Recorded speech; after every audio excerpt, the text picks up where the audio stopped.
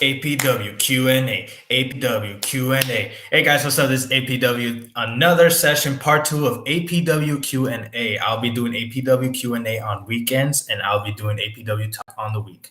So as you all know, yesterday was a really good episode. We had a lot of questions, and I answered them as mostly as I could. So today we got some new questions. I'll be gladly to answer them, and let's go and have a good time where we can bond and ask questions and answer. There is no problem for me to get any answer. I will appreciate every single thing. So let's get started, shall we? The first question will go, and whoever starts the first question will be getting a shout out from me.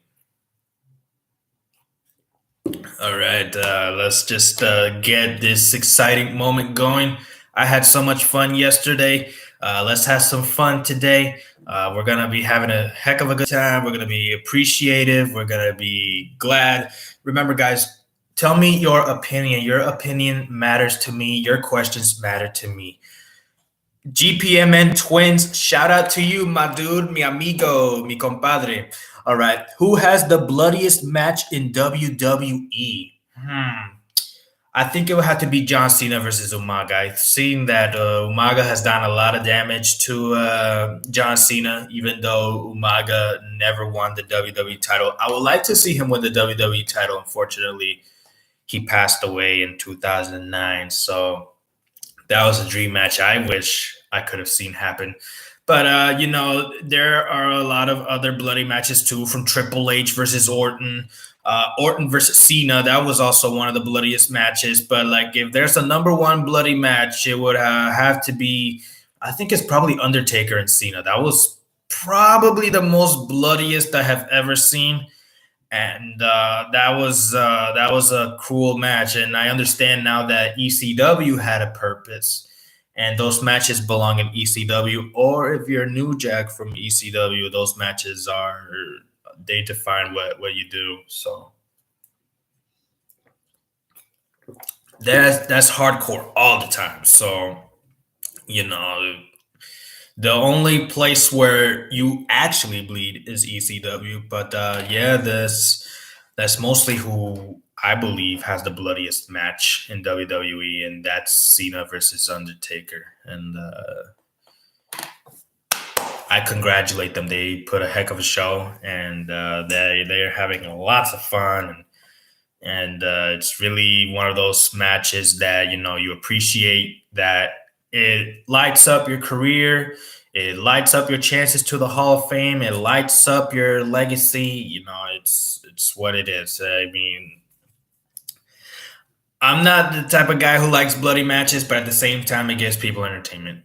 Kurt Angle is a legend. Yep, Kurt Angle is a true legend, a true Hall of Famer. A guy from Pittsburgh, Pennsylvania, growing up, being in the Olympics, winning the gold medal with a broken neck, which is a big deal. I have never seen anything like it before. I have never seen anyone being so capable of probably doing so much like that. And, with his angle slam and his angle lock, and he's the one wrestler who brings like sort of high school, college, and Olympic wrestling. The slams and the holds and the locks. It's not something you see in entertainment where it's like bashing to the skull, or spears, or jackhammers.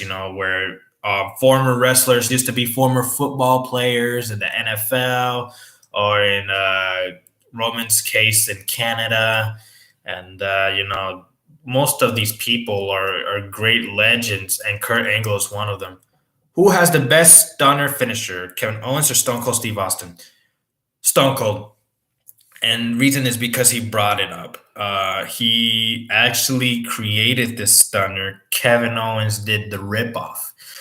Kevin Owens he is a good wrestler. I have to admit to that. He really does a good job as a wrestler, but like we gotta go with the ruthless aggression era. WWF. Stone Cold Steve Austin was WWF.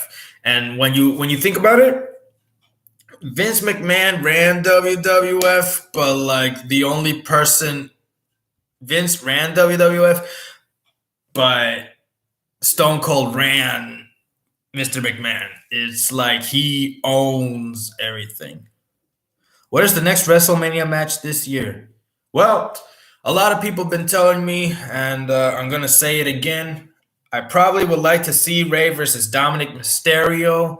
Also, I would like to see LA Knight versus Stone Cold Steve Austin. I would like to see probably The Rock, probably, you know, returning or be in the Hall of Fame this year. I really hope The Rock gets inducted this year and John Cena too. I mean, Rey Mysterio is the only third active wrestler who has been inducted to the Hall of Fame in WWE alongside Ric Flair in 2008 and Goldberg in 2018. But I would like to see, most importantly, father versus son, because we need to see who has the biggest respect, who is I'm not saying who's the true Mysterio. I'm just saying who deserves the major credit, who deserves the respect. And, there are manners in family, there's respect in the family, there's legacy in the family. And what better man to do it than Rey Mysterio proving his son Dominic wrong? I mean, that's my opinion of the WrestleMania match this year. But LA Knight and Stone Cold Steve Austin is not bad either. I mean, I've seen the give me a hell yeah or oh yeah, LA Knight has a lot of potential. He's been doing good in SmackDown lately. Believe me, the Max Dupree gimmick was terrible. I don't really like the maximum male models. I don't even see the purpose in that. It doesn't make sense. Can Brock beat Omos? Oh, what a miracle that would be. I mean, he tried to suplex Omos on Monday. That didn't work out. We saw some concern in Brock Lesnar's eyes, something we've never seen before. Well, probably not from Goldberg in 2016 or 2017 Survivor Series. But Brock has been on a losing streak from WrestleMania 35, 36, and 38. And I don't know if he's going to lose in 39 because we all know he wasn't there for 37. We saw him return at SummerSlam. So that was could Brock beat Omos? I believe so, and I don't believe so because one, Omos is a heavy and tall guy. He's strong. We have to see between them. We gotta find out mostly for sure to find out how good Omos is alone now that he's not with AJ Styles. Why Drew McIntyre is getting better this year than the past? That's a really good question, GPM and Twins. Sorry. I think because he's learning more potential. I think he's trying to realize who he truly is. We all knew him in 2010 when he was the chosen one, without the beard and the disgusting look. Being Intercontinental Champion and then getting fired and becoming NXT Champion and then making it to Raw, where he was alongside Bobby Lashley, Elias, and Baron Corbin when he was Constable at the time, being the heel and also teaming up with Ziggler, making the Claymore zigzag, and then, becoming a Royal Rumble winner by him after the Royal Rumble, making him turn face. Having a good face run better than he has as a heel. As a heel, he was barely used, and now as a face, he's being used a lot. And challenging Brock Lesnar for the WWE title. When he said as a kid he wanted to be a WWE champion, he wanted to be in the WWE, and he completed that dream and became a WWE champion. Lost it to Randy, but beat Randy to face Roman at Survivor Series. and then having so much potential right now. The Drew McIntyre will be getting better year after year, and as we all know, WrestleMania is coming up, and it will be a heck of a time to see Drew McIntyre be a two-time Intercontinental Champion. Because believe me, I don't know about you, but I'm sick of seeing Gunther as a Intercontinental Champion. For me, it's just not worth it. It's not worth my time. I don't know if it's worth your time. I know it's not worth anybody's time. Are Triple H and Stephanie a good couple? Wow.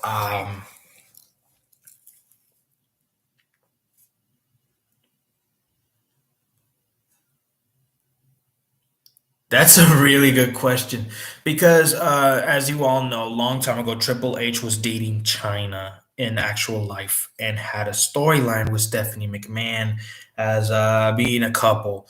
And that there was like a Romeo and Juliet segment where Vince didn't want Stephanie near Hunter. Got drunk. They ended up marrying in a drive-through wedding chapel, and being there forth. But then, in actual life, they began to fall in love with each other, like real love. They ended up getting married in real life, and having three daughters, and they're living an amazing life. I never saw it coming. I thought it was part of the game. Like, oh, they had to marry in real life. Oh no, oh man, they're serious. They are really in love, and I really congratulate Triple H and Stephanie. Been married around probably my age now, so been around for like 21 or probably 20 years. So I congratulate them on that because the wedding of the drive-through wedding chapel was part of a storyline. So that wasn't an official wedding. That was just the entertainment part. And then in 2001, being married in real life, and that was a good moment probably for the both of them. And now that Triple H is retired, he can spend time with his daughters. Also, Stephanie can spend time now that she resigned from WWE. Now that Triple H is retired from wrestling, but he's like the creative owner for WWE. He shows up sometimes, not a lot, but he shows up sometimes. He's shown up for Rey Mysterio when Rey Mysterio planned to quit. He showed up. Why did Batista want a match with Triple H at WrestleMania 35? Well, the jealousy of Evolution. As you all know, Evolution has lasted for 25 years. It's one of the greatest. Evolution is the representation of the past, Ric Flair, present, Triple H and Batista, and the future, Randy Orton. It's representing generation after generation. And Batista felt denied by Triple H after being stabbed in the back, losing the title to Batista, and then Batista losing it to Triple H. And, then, Hollywood became part of Batista's life. And, he felt like he never got that match he deserved, that match before he left for Hollywood. And he's like, give me what I want. You know what I want. And, Triple H was like being confident that he didn't deserve a match because you can't just come out of Hollywood and ask for a match with me or ask for a match, especially at WrestleMania. But, Batista and Triple H have actual beef with each other. In real life, they're friends, but in this storyline, they hate each other's guts. And that's the reason it became a no holds barred match because, it was beyond personal issue. A normal match would be, no disqualification, but with no holds barred, why do you think he actually took out Batista's nose ring? I seen that. That must hurt. I can't imagine it. It's, ugh. But with some no holds. Why Shane McMahon attacked The Miz's dad? Well, The Miz was a heel at the time with Shane McMahon. They were both heels. And they won the titles. Unfortunately, when they lost to the Usos, Shane betrayed Miz. And what was Miz's weakness? He began to attack the dad because the dad was telling Shane McMahon to leave his son alone. And that's when Miz turned face. First time probably after This was 2019, so probably after 13 years. And he turned face. I love Miz as a face because he means what he says. Unfortunately, he lost to Miz, lost to Shane. False count anywhere at WrestleMania 35. Believe me, I was upset because it wasn't. Why Sonya Deville's con? What does that mean?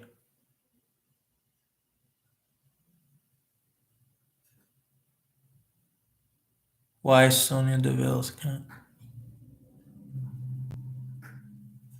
Well, I'll try to. I Oh, why Sonya Deville's contract has been terminated? Well, sorry if I didn't understand the question at first. My apologies. So her contract got terminated because it turns out when she was official, she had abuse of power. She tried to control SmackDown, and she had hatred for Naomi. In real life, they're not really close. And she's trying to take everything away from Naomi, and then Adam Pearce, even Vince McMahon found out. So, as you all know, Adam Pearce had that contract. Your contract is officially terminated. So, as in the Terminator of Arnold Schwarzenegger, hasta la vista. I'll be back, baby. So, she lost that contract. We all know how she felt. She felt upset. Now that she's a regular superstar, there's nothing she can do. So, she can't make matches official. So, she can't get rid of Naomi. So Naomi and Sonya Deville are now on the same level. Now, when Sonya was official, she was on top, but now she's down with the rest of the superstars, except for Roman Reigns. Roman Reigns is on top of the mountain. So even the the Bloodline are on top of the mountain. Imagine that: Sonya Deville versus Roman Reigns. How good will that turn out? Am I right?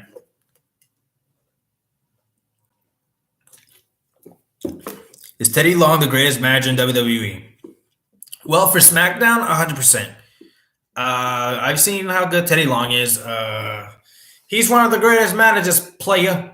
Uh, he's done a great job being a manager in SmackDown. But he deserved the Hall of Fame induction. He deserved to be in WWE. He managed actually Ron Simmons. And I don't know who else. I think it was Ahmed Johnson.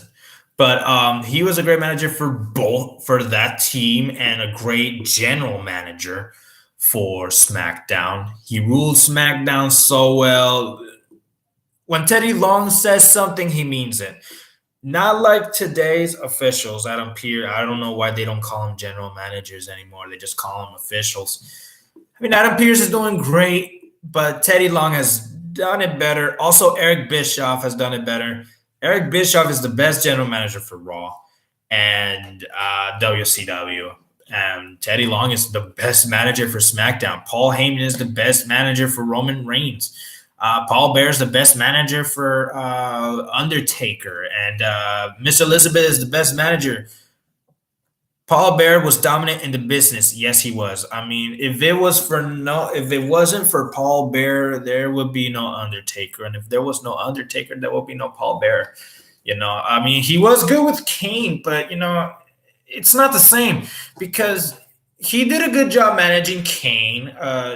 Being the manager of Kane was a success, but like being the manager of Undertaker, this guy went through his debut with him, did everything.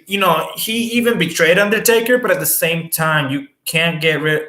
He's talking with a normal voice when he manages Kane, but when he manages the Undertaker, it makes your soul surprised and it scares you. Oh yes, and having that what is it called? Urn. Yeah, urn. Having that urn in his hand, like every time he lifts it, is the soul of the Undertaker. Rise, my Undertaker. You will be the best in the business. Oh yes, yes. Who is better, the special counsel Paul Heyman or the advocate Paul Heyman? Oh man,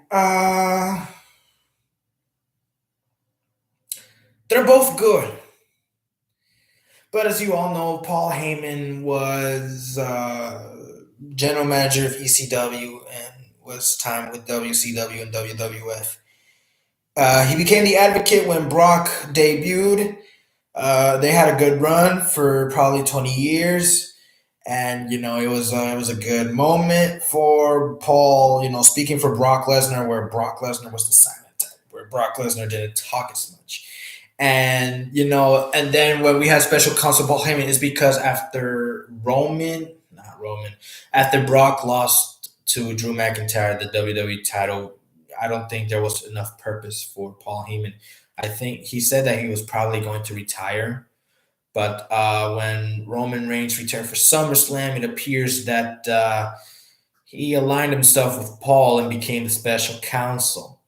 Like from becoming, here's my client, Brock Lesnar, to all hail the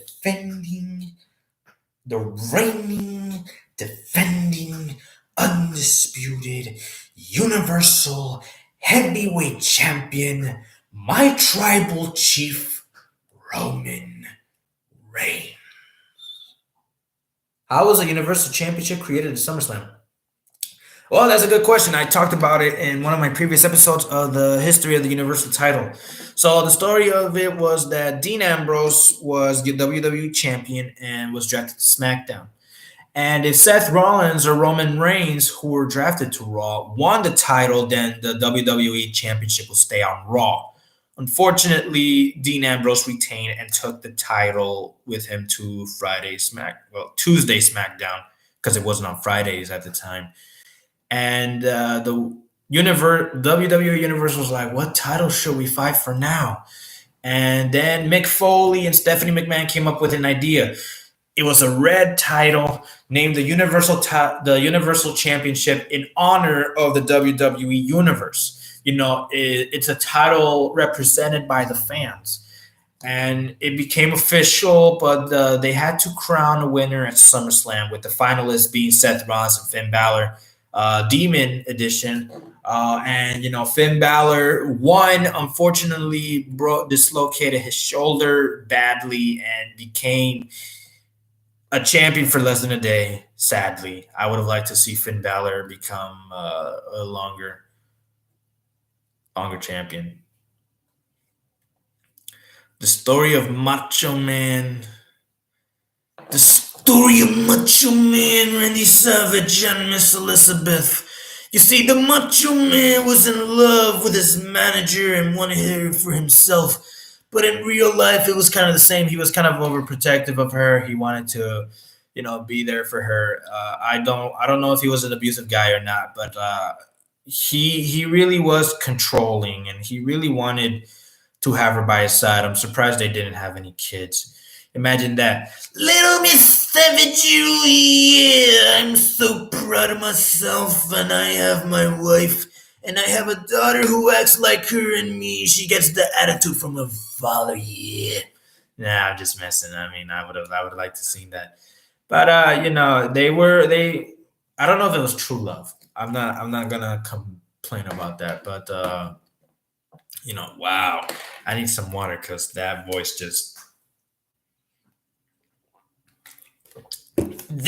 got the best of me. Yeah. But yeah, that's pretty much what I think about Miss Elizabeth. May they both rest in peace. Their lives definitely were not perfect. Their relationship definitely was not perfect, especially around the time when Hulk Hogan and Randy Savage became the mega powers. There was some jealousy.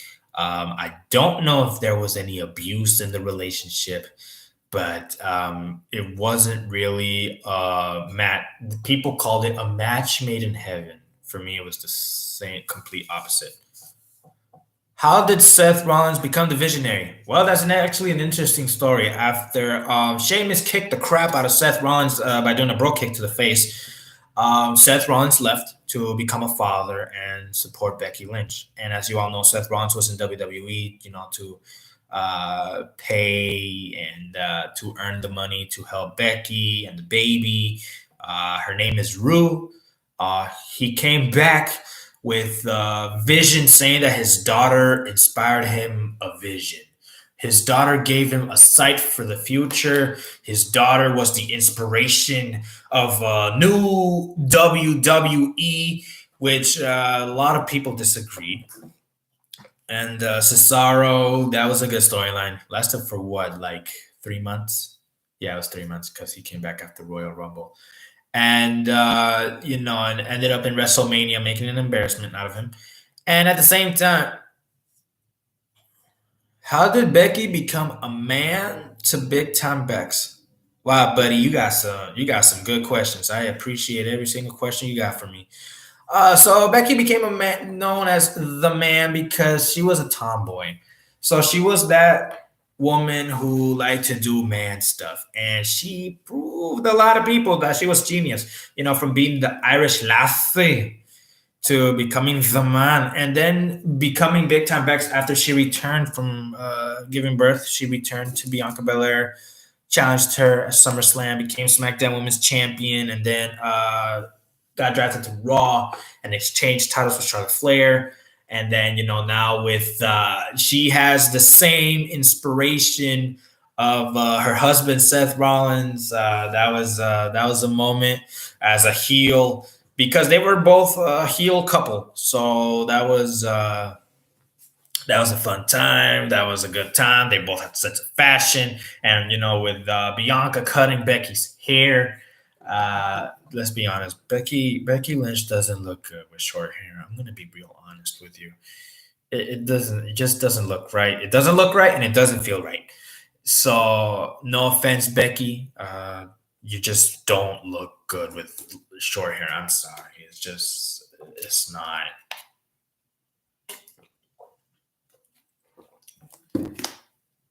Really? Bianca Belair is the youngest to win the SmackDown Women's title? Let me check that.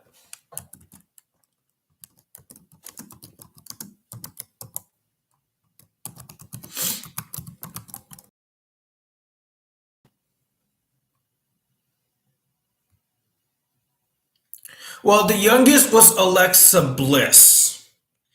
But I know what you're meaning. I mean, the youngest to. I know. Look, I know the answer is Alexa Bliss, but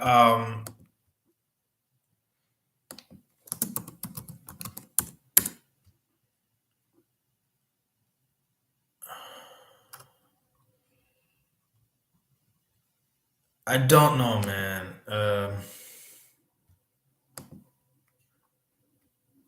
Bianca Belair is the first. Yeah, she's the first longest reigning African American champion on Raw. So, but Paige is the youngest to win the Divas title. Let me check that.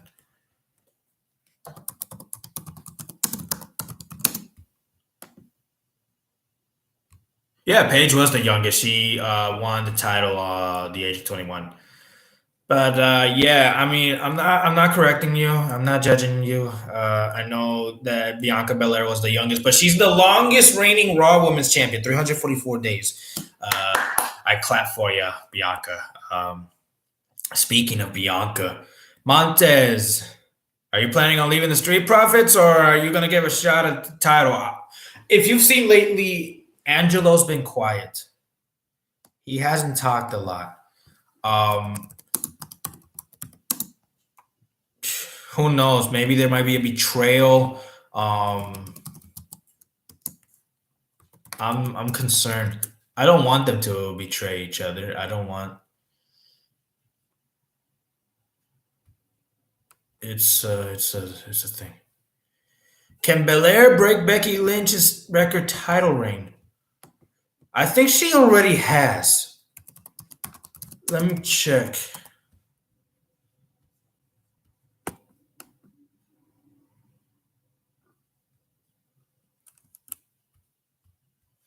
I don't know. Raw Women's Championship.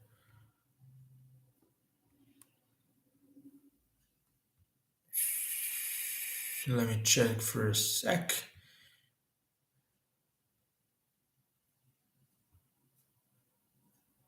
Uh,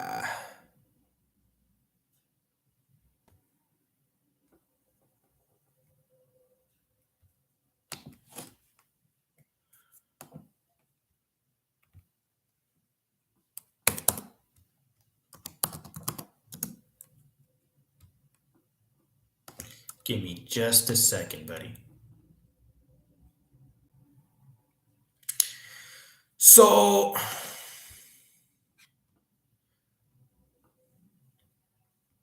I'm trying to find.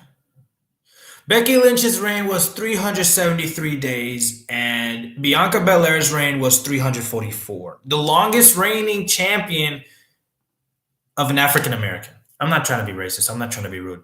The first African American to have a long title reign. I don't know. Maybe perhaps if she doesn't lose to Asuka, then probably she will be the longest reigning. But if she loses to Asuka, she tried because she would be known as the second longest reigning. So as that question, yeah, sorry I took a while. I just had to search that up. Um, Even I don't have all the answers. Am I right? I'm not a wise guy. So, but I tried. I just had to search that up. But I know what you mean. I understand it. So,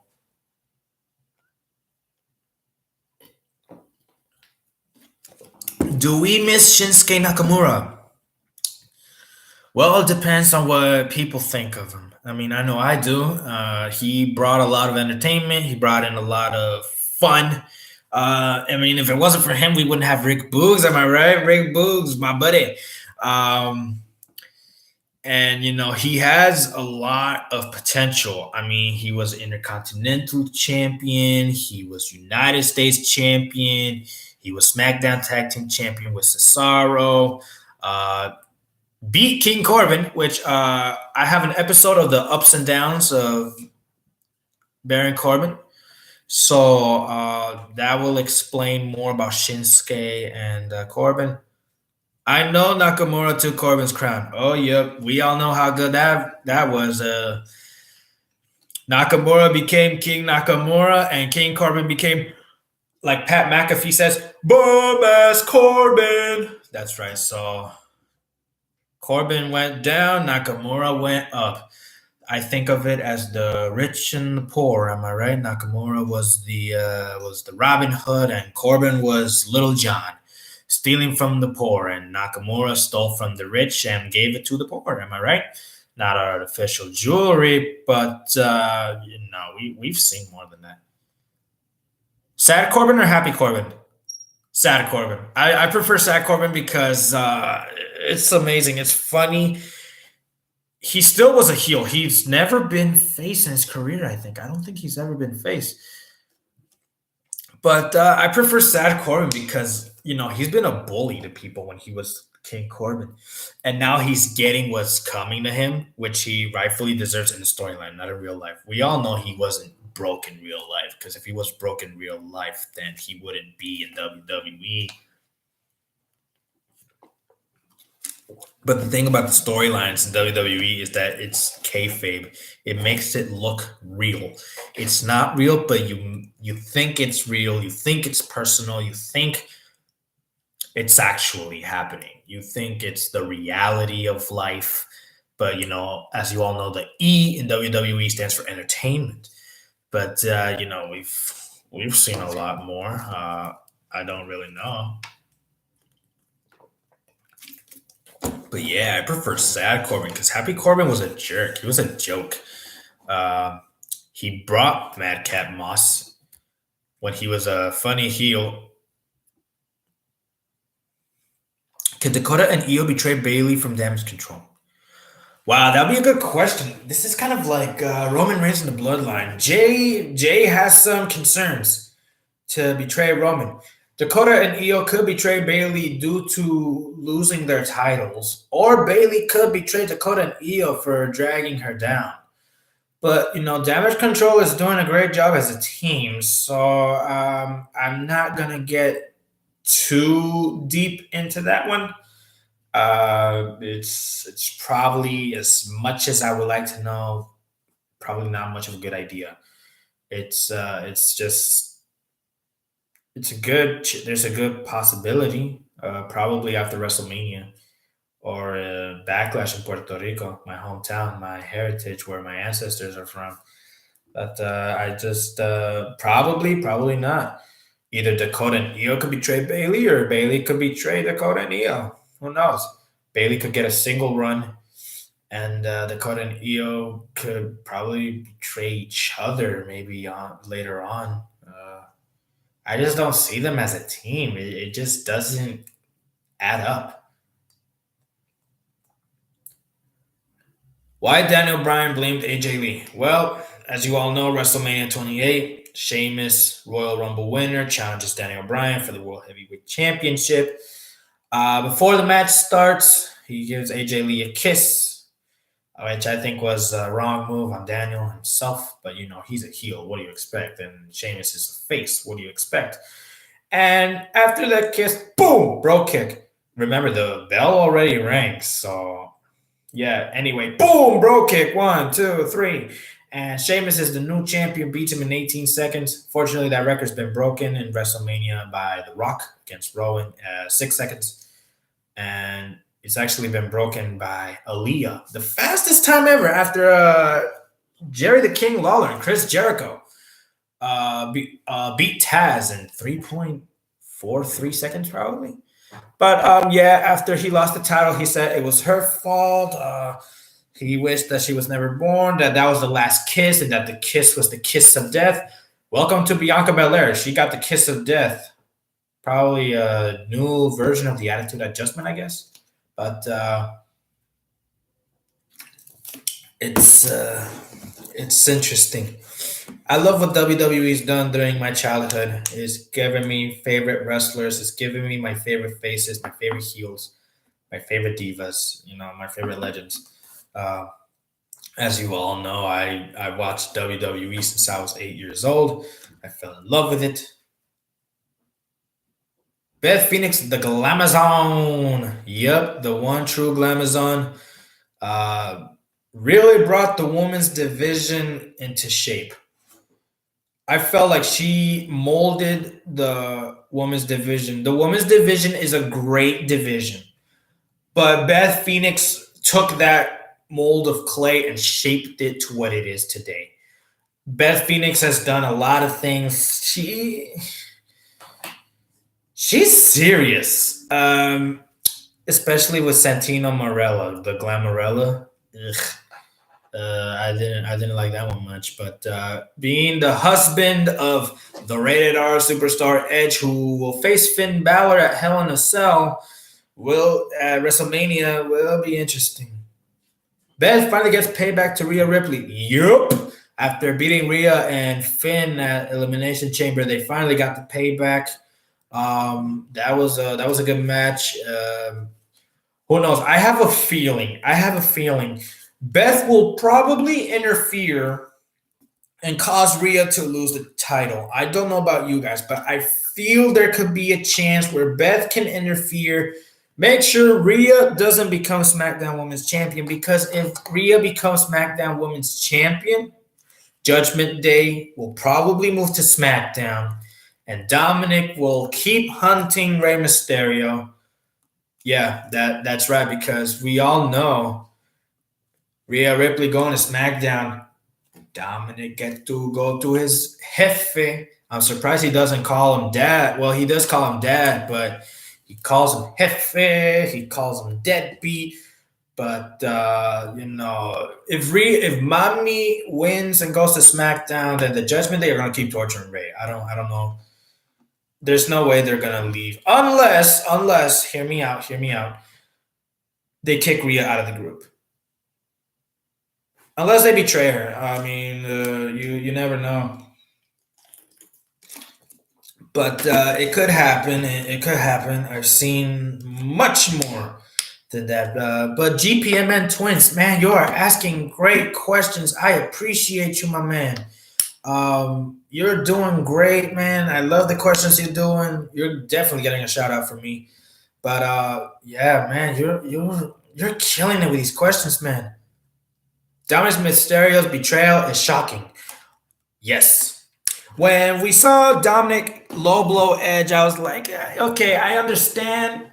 Probably because of the spear. I know it was an accident, but some people take it differently, and that's what I thought. I thought that he just did it because it was his fault of the spear, and I was like, okay, maybe Edge deserved that.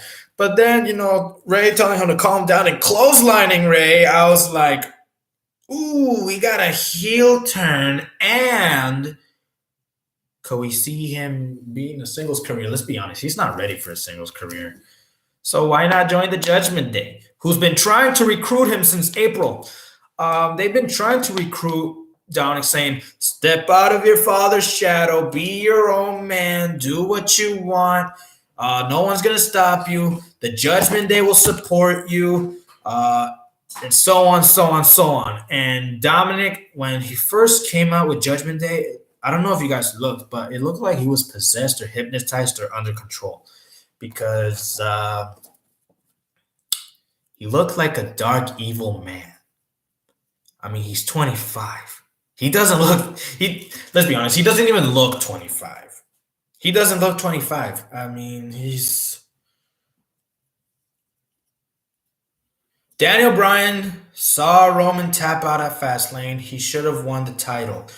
Well, buddy, GPMN twins, my friend, my buddy, my pride, my brother. That's the problem. That's the concern. Daniel Bryan beat Roman, but Edge didn't want to face Bryan. He wanted to face Roman. He wanted to face the tribal chief. And he thought Daniel Bryan was going to be an easy win for him. And he thought Daniel Bryan was in their business. That it wasn't meant to be Daniel versus Edge. And at the same time, I don't see Daniel Bryan as Universal Champion. It doesn't suit him. I don't see something like that because if he becomes Universal Champion, he's gonna change it back to the stupid eco-friendly title. No offense, man. I mean, you're a good wrestler, but please don't come up with the eco-friendly title, man. It sucks. It's ass. It's ass. It sucks. You're putting. I don't even know. Is it actually made out of wood? I'm asking myself that question. I've been asking myself that question for since 2019. Is it even really wood and pebbles that you put in there? Because Vince McMahon is trying to sell WWE. Well, actually, it turned out it kind of did sell. It's working with Saudi Arabia now. So remember, Vince McMahon in Saudi Arabia made a deal a long time ago for Crown Jewel to be a Saudi Arabia. So not a lot of change in that one. It's probably best that they kept saying that WWE was sold. But as a fan myself, I just don't understand why he's trying to sell the company that his father made. Sadly, it's like it's wrong. It's just wrong. It doesn't. It hurts me. Because as a kid, you're a big fan of this business, and yeah, Vince McMahon Senior. That guy worked hard. His father, Jesse McMahon, was a promoter as well. But it was his son, Vince Sr., that made the business happen. If it wasn't for him, we would have no Bruno Sammartino. We wouldn't have the longest reigning. Vince McMahon created this business. There's been some questions that either Vince Sr. created it or his father, Jesse, created it, and Jesse probably quickly sold it to Vince Sr. But it's something that a lot of people have asked me, and a lot of people have asked other fans, probably many other people. But We don't really know who started the business. What we do know is that Vince McMahon Sr. did bring Bruno Sammartino. And if it wasn't for Bruno Sammartino, we wouldn't have WWE. He was the definition of what it means to be a champion. He brought the creation of becoming a champion to the business because we've all seen Adam Cole got triggered during Pat McAfee's show.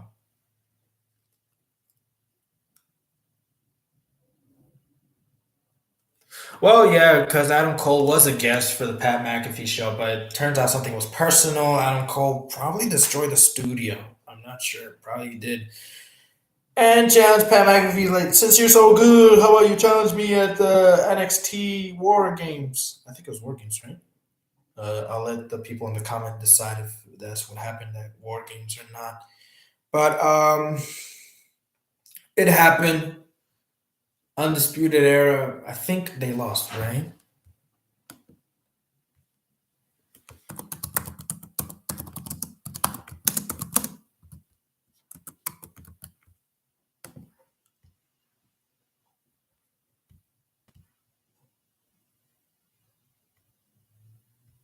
Hold on. Oh yeah, they defeated the team. They defeated the Team McAfee. But to be honest, Team Pat McAfee. Why do I keep saying team? Pat McAfee is the record holder for the longest kick in the book world of records. I remember Adam Cole betrayed Kyle O'Reilly. Well, yeah and no. I think it had to do with Adam Cole's face turn or heel turn. The reason he betrayed Kyle O'Reilly is because his contract was almost up, and Adam Cole did not want to renew the contract, so he had to betray or cut ties with Kyle O'Reilly and probably Roderick Strong. I'm not sure. I think, yeah, Roderick Strong because he wasn't by himself yet. But yeah, that's what happened there, guys. Thank you so much for your time. I really appreciated all these questions, and I'm glad to have answered them. Next Saturday, I'll be doing a Q&A with APW Part 3. Come up with some good questions. I enjoyed this moment with all of you guys. Till next time, this is APW. Peace out, guys.